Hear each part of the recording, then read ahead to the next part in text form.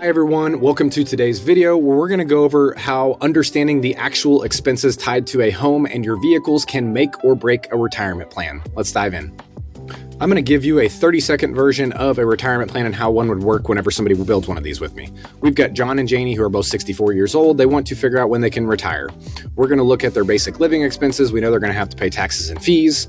We know they currently are saving money towards retirement in their 401ks and 403bs at work and Roth IRAs and HSA plans. We've got those dollar amounts contributed down here in percentage of their income. Speaking of income, we know they make these dollar amounts for their current income. They're also going to have some Social Security that's going to pay them at some point when they retire. They've got some pensions, and they also know that they're going to have an inheritance come down the road. Now, John and Janie both want to retire by 65. They want to have retirement income expenses, income coming into them of about $3,300 a month after taxes to pay for everything aside from debt. So if they have a mortgage or a car payment, that money is not going to go towards that. This is just the day-to-day groceries and eating out and that sort of stuff. Now, they've got some health insurance costs of about $6,000 a year. They want to upgrade their vehicles from time to time. They want to do some travel. They want to upgrade a kitchen inside of their home and spend $40,000 to do that. They want to give to charity, give money to the kids, budget for long-term care, and a legacy goal. I know that's a lot. But speaking of a lot, they have a lot going on. They've got a good net worth going on here. So we've got all their different bank account types, their investments, where they're held, how they're allocated, what they've got going on inside of them. Property-wise, they have a primary residence. They also have a lake home. They have some debt out. It looks like they've got a mortgage, and they've got a couple of loans on the vehicles currently. Now, the insurance piece, and what I was talking about, how it can make or break a retirement plan. I've got their current insurance budgeted inside of here along with the vehicles that they hold. Whenever we look at a simulation for this couple has a pretty good situation going on. 82% of the time, if we run a simulation 1,000 times, so about 820 of them, they're going to make it all the way to age 90 without having to even think about running out of money because their assets are going to 82% of the time get them to where they want to go without having to make any adjustments per se. Now, if we go back and make some tweaks and go look a little bit more at the details of the insurance that they have on the home and the taxes and the maintenance inside of the home, this is what they had initially told me is their property taxes are about $2,000. After looking at real numbers, let's assume it's closer to $2,500 for property taxes annually. Now, you'll notice I have some inflation built into these tools. So we can assume that if somebody has $2,000 annually for property taxes, that next year it's going to be a little bit higher, maybe $2,060, if you will. Well, if we start off at $2,500 and then we compound that over time until age 90, that's 25 years of compounding. So that could be a big deal in this world. So we're going to leave that alone for the moment because I'm going to come back. I'm going to show you that simulation page of a little bit more of the depth behind it, but we're going to look at the annual insurance, the property taxes, and the maintenance on the home, along with the vehicles even. If this number is not accurate, again, it could break a retirement plan from somebody not making the budget to own a vehicle for the next 25 years after they have decided to retire. So jumping back to the retirement page really, really fast. 82% of the time, again, they're able to do what they want.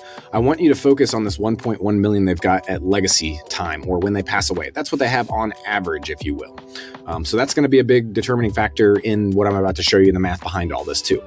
So we're going to go back to the insurance piece that I was telling you about on the homes. We're going to go to the properties.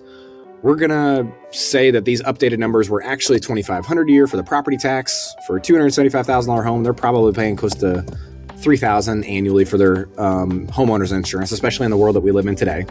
And honestly, I use a 1 to 2% rule on the annual maintenance because you're not going to replace a roof every year per se, but every so often you may have a big expense come up, like a roof needing to be replaced, an HVAC unit, water, whatever it may be inside of your house. So I'm going to put a budget of here. We'll put $3,500 is probably reality on what they want to have allocated annually just to go in a savings account for the rainy day fund around the house, if you will. So that's just on this property alone. Let's look at the lake home. Annual insurance on this is probably accurate. The property tax, just me knowing the area, it's probably a little bit higher down there too. The maintenance, I think they did good on this for their budget. Now let's look at their auto insurance. So they've got their couple of vehicles. They have a 19 Ford F-150 and a 22 Chevy Blazer. If we look at their insurance that they have on both of those, they have it with State Farm. This is what they told me in the beginning they paid. Well, let's say that's maybe actually $1,800 annually. We're going to have inflation kick in over time.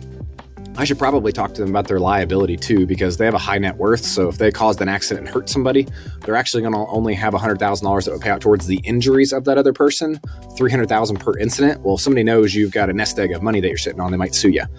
So that would be a conversation to be had with this couple per se. But either way, we've increased the premium on this. We have a boat, $200 annually. That's probably a little low. It's probably closer to $275, I would guess. So let's make that adjustment. And then lastly, this motorcycle insurance, the annual premium on that, I believe, needs to be a lot higher, and their liability needs to be adjusted. So let's say they had accurate amounts of insurance on that vehicle, and let's say it's $350 annually, give or take. So as you can see, we just went in and adjusted the premiums that they're paying per se for their insurance on the vehicles that they own. Again, they've got these vehicles, they've got a boat, and they've got a Harley Davidson, as we got the other insurance for, and the property. So prior to this page, we saw that they were in the 80s on their score. Let's see what happens whenever we make those adjustments only. That puts them down in the 70s. So whenever you're looking at a retirement income plan, I want you to take into consideration not only the vehicles that you're driving now, but for how long you're planning on owning those vehicles and how long you're planning on needing to pay insurance on those vehicles. This is probably one of the biggest slices of information that a lot of people don't consider when you're looking at a retirement income plan. So I hope today's video was helpful. I know it was kind of on the fly. It's been a minute since I put these out. I'm going to plan on ramping up my quantity of videos, and we're going to shorten them quite a bit so I can give you these little nuggets of information in case you find it useful. So thank you very much for joining. Have a wonderful day. Thanks.